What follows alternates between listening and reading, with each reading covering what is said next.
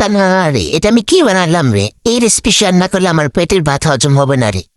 প্রথমে 2 চামচ ইস্ট আর 1 চামচ চিনি দিয়ে ভালো করে গুটে নিতে হবে। তারপর 15 মিনিট রেস্টে রাখতে হবে। রেস্টে রাখার পর যখন ইস্ট অ্যাক্টিভ হয়ে তখন 2 কাপ মতো ময়দা একসাথে ঢেলে নিতে হবে। সামান্য পরিমাণ লবণ দিয়ে দিব। এরপর আবার গুটে নিতে হবে। আরে তারপর শুরু হয়ে যাবে ডিসুম ডিসুম ডিসুম ডিসুম ডিসুম। ডোটা যত মত হবে ততই সফট হবে।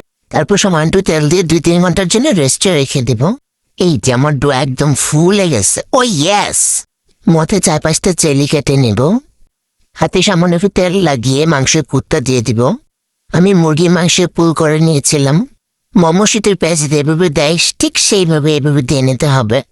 গোল গোল রাউন্ড বল করে। তারপর গরম গরম তেলে এগুলোকে বেজে নেব। রেস্টে রাখার কোনো দরকার নেই, এগুলো এমনিতেই ফুলে উঠবে। ভাবলাম যে আমাকে একটু পরিবেশন করি। হালকা একটু সস আর মেয়োনিজ দিয়ে দিলাম। স্টাইল করতে গিয়ে বাকিটা হয়ে গেল ইতিহাস হবে। এই রেসিপি বানানোর পর কেউ কি আর লুপ সামলাতে পারে? তো সবাই ভালো থাকবেন।